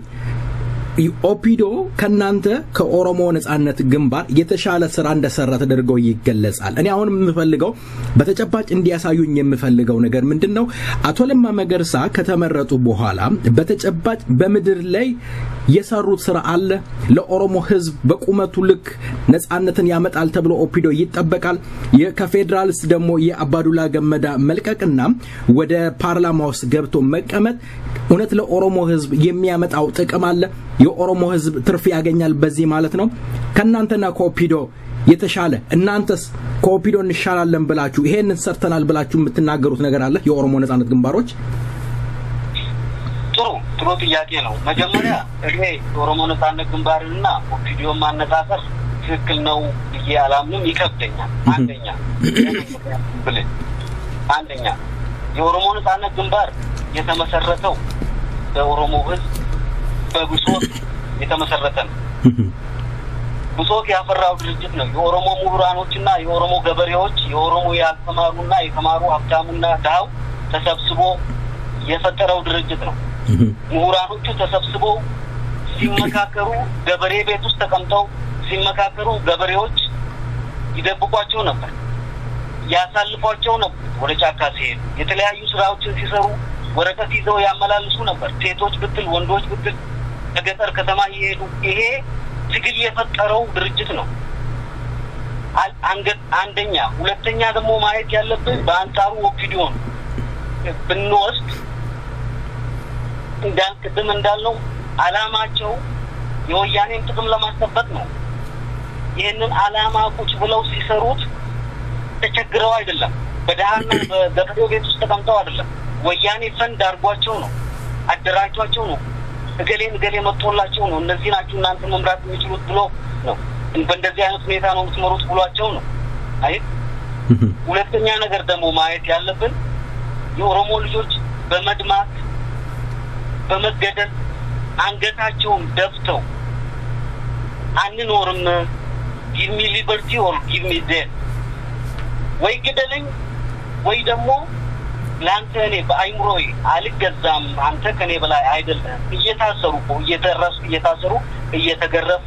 እስር ቤት ውስጥ አንተ አትገዛኝም አንተ እኔ ላንተ ታዝዤ አልኖርም ያሉ ግለሰቦች ናቸው ኦሮሞ ነጻነት ግንባር ውስጥ ያሉት ባንጣሩ ብታየው ደግሞ ሌላ ኦፒዲዮን እንዳፈለክ አድርገኝ አንተ ባልከኝ ነገር እኖራለሁ ያንተን የበላይነት ተቀብዬ እኖራለሁ የሚሉ ነገር ልጆች ናቸው ሰዎች ናቸው ኦፒዲዮ ውስጥ የነበሩት በአሁኑ ወቅትም ማለት ይቻላል እና ይሄንን ለምሳሌ ያልተማረ የትግራይ ልጅ ነው የኦፒዲዮ ባለስልጣን ዶክተሮችን በጥፊ ይመታ የነበረው ይሄም የሚታወቅ ነገር ነው እና ሁለቱን ድርጅት ማነጻጸር ይከብዳል ሶስተኛ ደግሞ በጣም ትልቁ ሶስተኛው ኦፒዲዮ ነፃ ያወጣው እኮ ኦሮሞ ነጻነት ግንባር ያደራጀው የኦሮሞ የነጻነት ግንባር የወጣቱ አካል ቀይሮ ነው ዛሬ ኦሮሞ ነገን ኦፒዲዮን እንዲናገር እቺን ታልኳን ቶንትን እንዲል ያደረገው እና ማነጻጸሩ ራሱ ልክ አይመጣም አንደኛ ሁለተኛ ነገር ደግሞ እኛ ያያለን ያለነው ኦፒዲዮ የወያኔን ስልጣን ለማቆየት ብዙ አስተዋጽኦ አድርጓል ዛሬ ደግሞ ችሎታው ኖሯቸው ለወያኔ ውድቀት አስተዋጽኦ ማድረግ የሚችሉ ከሆነ ጥሩ ነው የኦሮሞ ህዝብ አንድ ነገር እንኳን አድርገውለታል ጊዜው በእጃቸው ነው ያለው ጊዜው ሳያልፍባቸው አንድ ነገር ማድረግ ይችላሉ አይ ወያኔ አንድ ወር ቀርቷት ቢሆን በአንድ ቀን እንድትወድቅ ለማድረግ እንኳን አስተዋጽኦ ማድረግ የሚችሉ ከሆነ እድሉ አሁን ያላቸው ይተቀሙበት ይያል ነው እንጂ ሌላ ነገር አይደለም መልካም የአባዱላ ገመዳ ከፓርላማ ከአፈ ጉባኤነት ለቀው ህዝብ የመረጠኝን ያስመረጠኝን ህዝብ በፓርላማ ውስጥ ሆኜ አገለግላለሁ ግን በኃላፊነት አልቀጥልም ማለታቸው ወደ ድርጅቴ ይገባለው ማለታቸው ለኦሮሞ ህዝብ የሚያመጣው ለውጥ አለ የኦሮሞ ህዝብ ከሳቸው ከፌደራል መልቀቅ የሚያተርፈው ትርፍ አለ ምንድነው ነገሩ ያው ለቀደም እንዳልኩት ያንዳንዱ የኦፒዲዮ አባል ወያኔን ስልጣን ላይ ለማቆየት የራሱ የሆነ አስተዋጽኦ አድርጓል ያንን አስተዋጽኦ መልሶ ለኦሮሞ ህዝብ ደግሞ ወያኔን በመጣል አስተዋጽኦ ማድረግ የሚችለው ያለው እድል እቺ ነች እቺን ተጠቅሞ ወያኔን ለመጣል አስተዋጽኦ የሚያደርግ ከሆነ ህዝቡ ያኔ ነው የሱን አስተዋጽኦ የሚያየው ብልጽወቶ የሚያየው ማለት ነው እና ሁላቸውም እንደዛ አድርገው የወያኔ እድል በማሳጠር ላይ እቺን እድል ተጠቅመው ያለፈውን ሳይሆን እቺን እድል ተጠቅመው ወያኔን ለመጣል ቀን ከሌሊት መስራት ያለባቸው አሁን ነው መልካም እስኪ በዚህ ዜማ ረፍት እናርገና ወደ ሌላው ጥያቄ እናመራለን የዛሬውን ሰላማዊ ሰልፍ እየጠራው አካል ማን ነው የፖለቲካ ተንታኙ አቶ ጀዋር መሐመድ እንደሚሉት ከሆነ የወያኔ ደህንነት ነው እየጠራው ሊፈጁን ሊጨርሱን አስበው ነው ይላሉ ቀይሮሽ ደግሞ ቀይሮ ብሊስማ በጭራሽ የኔ ስራ ነው ይላል የቀይሮን ሐላፊ በሚከተለው ሰዓት እጄ ቀርባለሁ መልካም ቆይታ ዜማው አየር ላይ አለ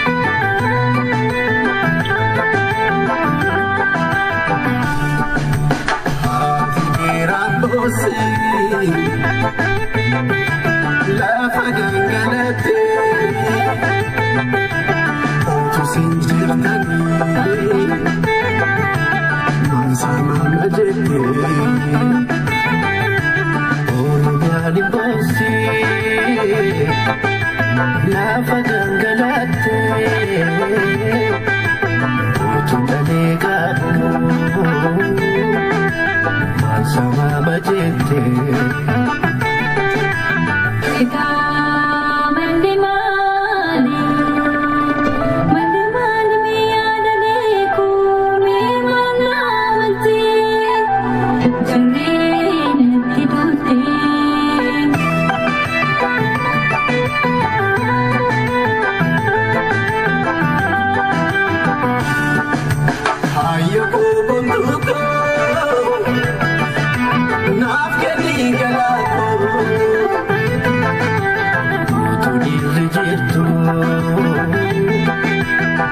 Saman tuatiku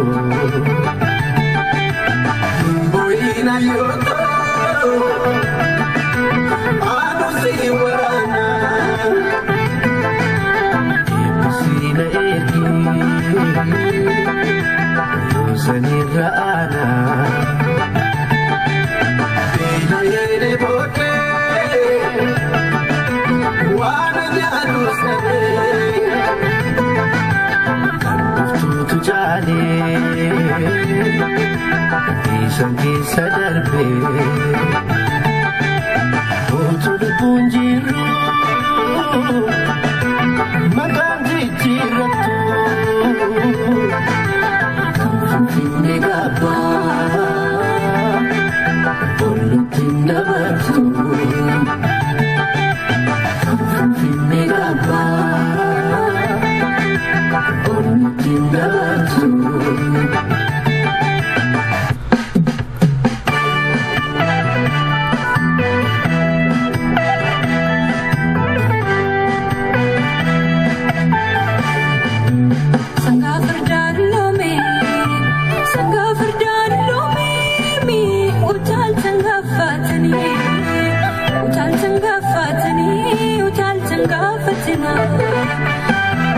Ada orman samamte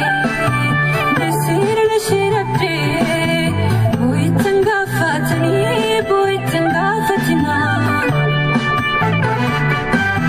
din of jalalabi karatu nagubata dunya dunya kana akamu manilata kanku de birakata Orme kufi bulchata Gudang garbomu kuni Akamu manilata Dikotu gudabuta Gudang jalami tata Mekinya kuni mani Marumam nutamata Yomu magalata Ilame harakina Garansi kubatini Yorume nuawata Yuajiviranta Kumatu kumabasa Yotanis karasasa Tiratur mafsilani Intanuna mabarsa Intanuna mabarsa ተወዳጆችን ድምጻዊ ከልብ እናመሰግናለን እየተከታተላችሁ ያላችሁት ከኦሮሚያ ኒውስ ኔትወርክ ሚዲያ ጋር በመተባበር የሚቀርበው ራዲዮ ሰይፈ ነበልባል ነው በቀጥታ እየተከታተላችሁት ትገኛላችሁ እንግዲህ ወደ ቀሪው ጥያቄ ላምራ እንደው በአሁኑ ወቅት በተለይ ዛሬም የተጠራ ሰላማዊ ሰልፍ ነበረ በሻሸመኔ እንዲሁም በዶዶላ አምቦ ሜቲ ወለጋ በተለያየ አካባቢ የኦሮሞ ህዝብ የትግል አርማ የሆነው የአዲብሊሱማ ኦሮሞ ባንዲራ ይዞ ወጥቷል ይህ ሰላማዊ ሰልፍ ማን የጠራው እውነት እንደሚባለው የወያኔ ደህንነቶች ናቸው እየጠሩት ምን ይሉኛል ወይ እዚህ ላይ ይው ባጭሩ መናገር የምፈልጋቸው ነገሮች ይሄንን ሰላማዊ ሰልፍ የጠራው የቀይሮ ቢሊሱማ ነው የጠራው ቀይሮ ስለሱ አመሰራረትና አሰራራቸውን ማወቅ ተፈለገ በሌላ እንትን መነጋገር እንችላለን ይሄን ጥያቄ ግን በተመለከተ ቀይሮ መጥራቱን ማረጋገጥ የሚፈልጉ ሰዎች ስፔል አረግላቸዋለሁ ቃላቱን ምክንያቱም በጣም አስፈላጊ ነው ብዬ ስለማም እሺ ዌብሳይታቸው ውስጥ ገብተው ማየት ይችላሉ ስለ ቀይሮ ኢንፎርሜሽን ዌብሳይታቸው ውስጥ ገብተው ማየት ይችላሉ ፌስቡካቸው ውስጥ ገብተው ማየት ይችላሉ ዌብሳይታቸው qeerro.org ቀይሮ.org ያ ዌብሳይታቸው ነው ፌስቡካቸው ደግሞ qeerro.b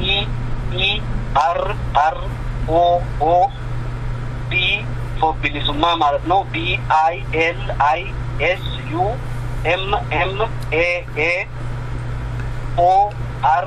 BILISUMMAAOROMOO ይሄ ቀይሮ ቢሊሱማ ኦሮሞ የሚል ፌስቡክ አላቸው እነዚህ ቀይሮች ሁሉ ጊዜ ኢንፎርሜሽናቸውን እዛ ላይ ይለጥፋሉ ህዝብን ያሳውቃሉ እርስ በራስም ኮሙኒኬት ያደርጋሉ ይሄ በእነሱን በማስመሰል ሌላ ፌስቡክ የወጣ ስላለ ያንን ሌላ ኢንፎርሜሽን እንዳይገኝ ብዬ ነው ስለ ያደረጉት በትክክል ቀይሮ ቢሊሱማ ኦሮሞ ነው የጠራው ይሄንን ሰልፍ እንደው ህዋት ጠራው ቢባል እንደው አሁን የፖለቲካ ተንታኙ አቶ ጀር መሐመድ በኦሮሞ ሚዲያ ኔትወርክ ላይ ሲናገር እንደሰማሁት ይሄንን ሰላማዊ ሰልፍ የጠራው የወያኔ ደህንነት ነው ሲል ተናግሯል ህዋት ጠራ ከተባለ ህዋት ከዚህ ሰላማዊ ሰልፍ የሚያገኘው ትርፍ ምንድነው መልእክቱ ምን ለማለት ነው በርግጥ እኔ ህዋት ለምን ሊጠራው እንደቻለ እሱን ህዋት የጠራው የሚለው አካል ይናገር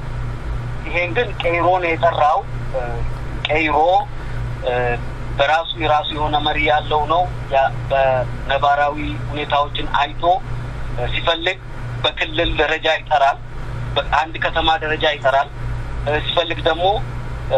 ሁኔታዎች ካመቻቹለት ነባራዊ የሆኑትን ነገሮች አይቶ መሬት ላይ ያለውን ፋክት አሰስ አድርጎ ናሽናል የሆነ ሰላማዊ ሰልፍ ይጠራል እና ቀይሮ በአሁኑ ወቅት ናሽናል የሆነውን ጠርተው ያሰማሩት እና ባንዲራውን ቅድም ደግሞ ባንዲራ ይዛቸው አጥቶ ተብሎ ነበር ባንዲራውን ይዘው የወጡት ቀይሮ ናቸው የጠሩት ወያኔ ጠርቶ ከሆነ እነሱ ይሄንን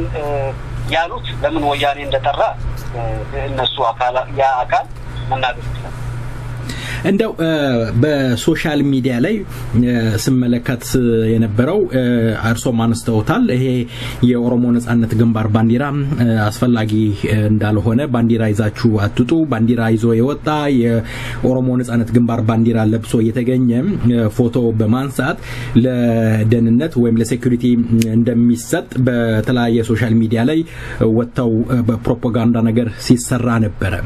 ይሄን ያህል የኦሮሞ ልጅ ደሞ የፈሰሰበት ቤቱን ያጣበት ሁለመናውን ያጣበት ባንዲራ ተይዞ እንዳይወጣ የተፈለገበት ምክንያት ምንድነው የናንተ ድርጅት እንደ ድርጅት ምን አይነት መልስ አለው ለዚህ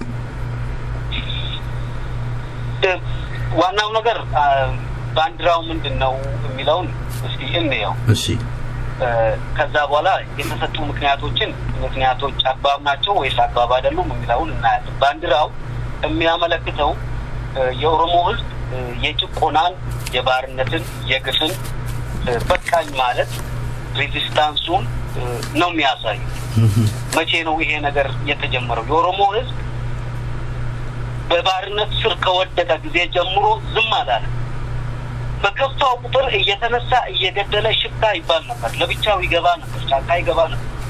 ዋጋ ነበር ሽፍቱ ግን ያ ለረጅም አመት ሄዶ አላዋጣም መደራጀት ያስፈልጋል ከተደራጀን በኋላ ደግሞ ማኒፌስቶ ያስፈልገናል ፕላን ያስፈልገናል ዘለቄታዊ የሆነ ትግል ያስፈልጋል ተብሎ በታሰበበት ደረጃ ጊዜ ነው ባንዲራ ይሄንን ነገር ሊወክል የሚችል አርማ ያስፈልገናል ተብሎ የኦሮሞ ነጻነት ግንባር ባንዲራ የተቀመጠው ለምሳሌ ቀለሙ ብናይ ቀይ ቀለም ማለት ደም ነው እና ለመቶ አመት ሲፈስ የነበረው ደማችንን ነው ዛሬ የፈሰሰው ሻሼ ውስጥ የፈሰሰውን ደም ነው የሚያመለክተው ቆመን ደያድም መፍሰስ ሐረርጌ ውስጥ የደማውን ዛሬ የሞቱት ልጆች ደም ነው የሚያመለክተው ያ ደም ቆመ አልቆመም ለምንድነው ይሄ ባንዲራ ማያዘው? ሌሎች አይዞም እንዲያም ካታሎኒያንን ብታይ ባንዲራ ይዘው አልወጡ ለመፍታቸው ሲወጡ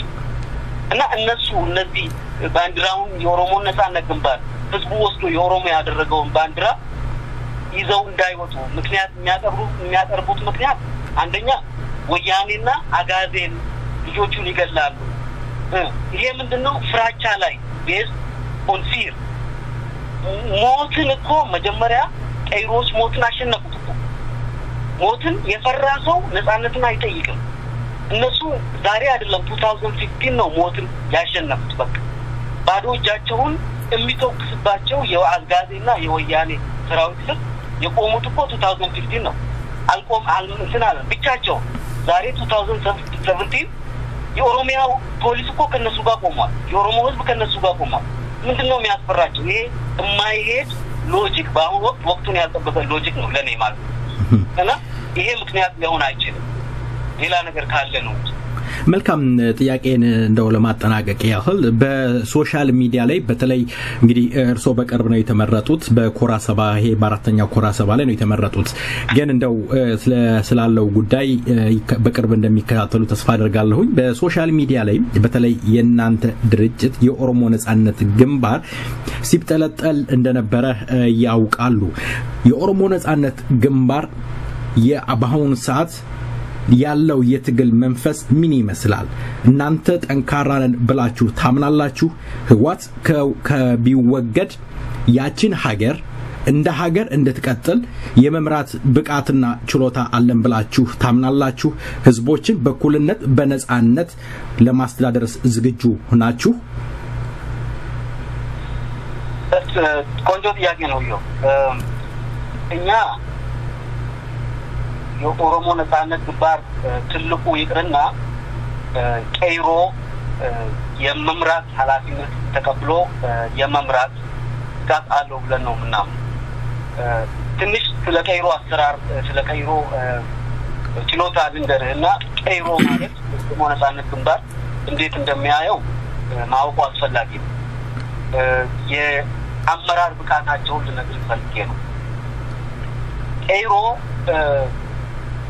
በሎካል ደረጃ በአካባቢው ማለት ነው በየአካባቢያቸው ራሳቸውን አደራጅተው ትሬኒንግ ተሰጥቷቸው ስልጠና ተሰጥቷቸው በእንዴት አይነት ሁኔታ ነው ህዝቡን ማደራጀት ያለባቸው በእንዴት አይነት ሁኔታ ነው ራሳቸውን ማደራጀት ያለባቸው ቅድም እንዳልኩ በ8 ሚሊዮን በሚቆጠር እና በ5 ቤተሰብ አንድ ሰላይ ባለው መንግስት አፍንጫ ስር ተቀምጠው ነው ራሳቸውን አደራጅተው የቱ ጋር መነሳት ያለበት በምስራቁ በኩል ሲነሳ በምዕራቡ ያለው ሲዘጋጅ በደቡቡ ያለው ሲዘጋጅ ራሳቸውን እንደዚህ አቀናጅተው ሲመሩ መርተው እስከ ዛሬ ድረስ እየመሩ ያሉ ልጆች ናቸው። ከይሩ ይሄንን ያደራጀው ማን ነው? የኦሮሞ ነጻነት ግንባር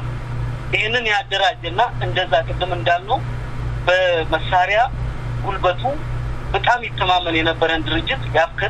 ያፍረከረከው የኦሮሞ ነጻነት ግንባር መሪ ነው። ይሄ ምን ይጠይቃል ማለት ነው? የአመራር ብስለትን ይጠይቃል። የወደፊት አላማን የማቀናጀት ብስለትን ይጠይቃል። ችግሮችን አስቀድሞ የማሰብና አናላይዝ የማድረግ ችሎታን ይጠይቃል። እና ይሄን ላይ በመመርኮዝ እንኳን የኦሮሞ ነጻነት ግንባር ትልልቆቹ መሪዎች ይሉና በአሁኑ ወቅት ቀይሮዎች ራሳቸው እንዴት ምን አይነት ስራ የተቀናጀ ስራ እየሰሩ እንደሆነ ማየት ይቻላል። እና እኛ ዛሬ የተለያዩ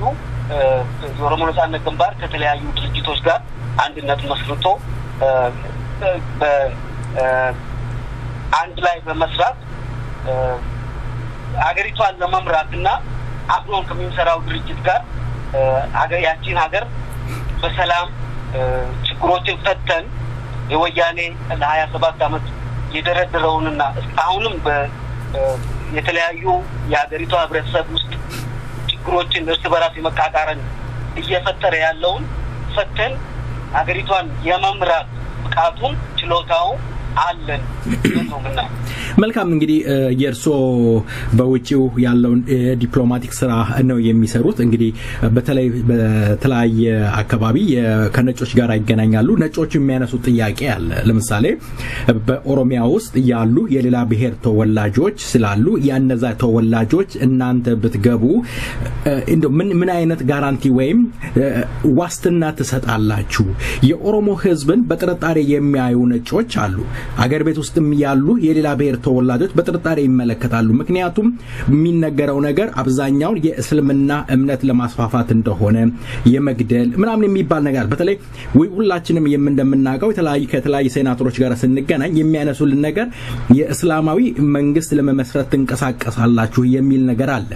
እርሶ እንደዚህ አይነት ጥያቄ ቀርቦለት ከሆነ እንደ ድርጅት የኦሮሞ ነጻነት ግንባር ምን መልስ አለው አገር ቤት ውስጥ ላሉ ሌላ ብሔር ተወላጆች ምን አይነት ዋስትና ተሰጣላችሁ ምንድነው የምትሉት የትግል ጥሪ ከናንተ ጋር አብረው እንዲቆሙ ታደርጋላችሁ ጥሩ በኦሮሚያ ውስጥ የሚገኙ ሌሎች ብሔረሰቦች እና የትግሉ በእስላሚክ የመያዝ የእስላሚክ አይነት መልክ የመያዝ የሚለው አንደኛ በሌሎች ብሔረሰቦች ኦሮሚያ ውስጥ ባጭሩ አንድ ላለፉት በ2015 ጀምሮ የታዩትን በምሳሌ አስደግፌ ልንገር እሺ ኤሮ እስካሁን ድረስ ዛሬ ራሱ ሲወጣ ምንም ነገር አላጠፋም ማንንም አልገደለም የማንንም ንብረት አላወጣም ይሄ ከየት የሚመጣ ይመስላል ከኛ አመለካከታችን ነው እኛ የኦሮሞ ህዝብ እኛ ሰላማዊ ህዝብ ነው የኦሮሞ የኦነግ መሪዎች ከዛ ውስጥ ነው የወጣ ነው በሰላም ነው ምናምነው አይ ችግር ካለ ተነጋግረን በመፍታት ነው ምናምነው እና ይሄ ሌላው ህብረተሰብ ኦሮሚያ ውስጥ የሰፈረው ህብረተሰብ ሰላም ነው የሚኖረው በሰላም ነው ኦሮሞ ህዝብ ጋር የሚኖረው ይሄ ምንም ሊያስፈራቸው የሚችል ነገር አይደለም ኤሮ ለ9 ወር ብቻውን ቆሞስ ሲጮህና ሲፋለም ከወያኔ ጋር አንድን ህዝብ አልነካም አንድ ሰው አልገደለም እና ይሄ እኛ ካዳበርነው ዲሲፕሊን የመጣ ነው ይሄን ፍራቻ ይኖራቸው አይገባም ማለት ነው ሌላው በሃይማኖት ላይ የተመሰረተ ትግል ነው ልታስፋፉ እየታገላችሁ ያላችሁ የሚለው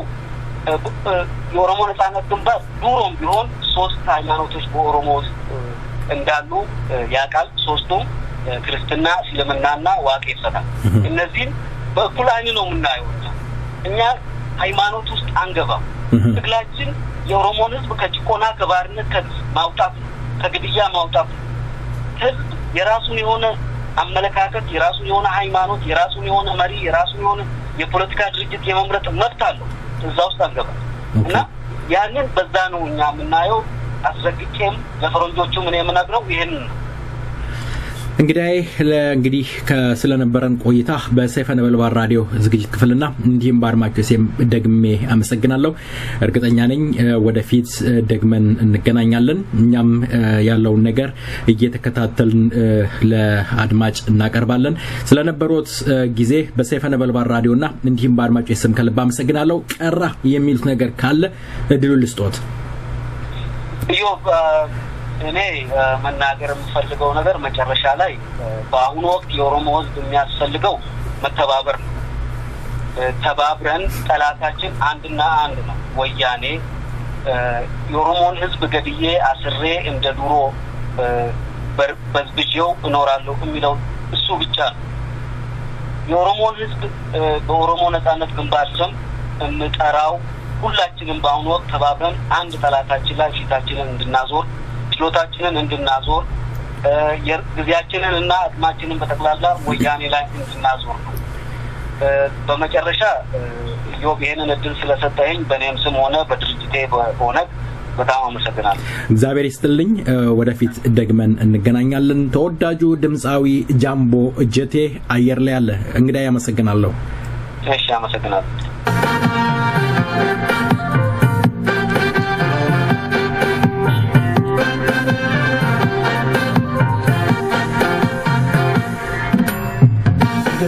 Adeera fuudhee jarru waan garaa gimee fiteen jiru eegiteen saaxileen jiru marakkate turakkoo jiru bara dabaltan daangoo waan seeyanii kadhannee dadhabne jara abduu malee qottoon taafii muru dhagiilaalii walla kutataan irra jiru abduu malee qottoon taafii muru dhagiilaalaa akka kutataan irra jiru abduu malee qottoon taafii muru dhagiilaalii walla kutataan irra jiru abduu malee qottoon taafii muru dhagiilaalaa akka kutataan irra jiru.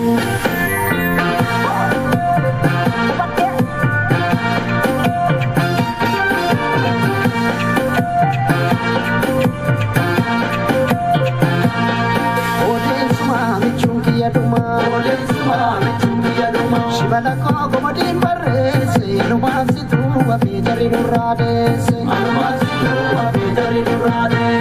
ode shimalagade namagandi shibalako dikindanesu ilabini jirakan sibiranesu shibalako golman barrese shibalake golman barrese Adiditi wami warkasi Adigal turo rodandesi Baru kapana intane ana mana Jardiwal kile kaka ikuti mana Baru kapana intane ana mana Jardiwal kile kaka ikuti mana Eko barasi intane sama si Bingamaga kale tenutisi Bingamaga kale tenutisi Sani saruma umani kono Sani saruma umani kono ngukuma Dupin galero de Dupeluma Aribanku yusa sirnu matadu Barsa Chile gadom mikinde kacaporsa Chile gadom mikinde kacaporsa Kalisa galgala Inka katani Jomal tugale Awal kamatani Pingalan katu Shantama, Sochim Baka, Manisa Ruma, Machakola Machakuru, Kerala Garuso, Kala Machakola Machapuru, Namajiru Kakari, Kala Machakola Machapuru, Kerala Garuso, Kala Machakola Machapuru, Namajiru Kakari, Kala Machakola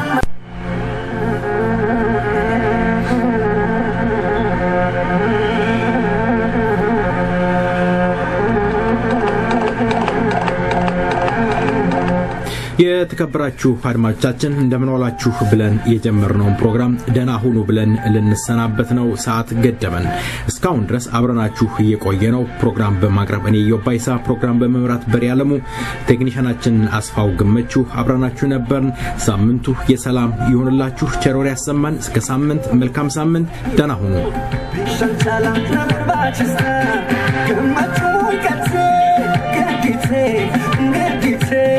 Only Kobore, Chappy Federo, we can hate, Tukana, who's very nigga, what is Kagaki, or on TT,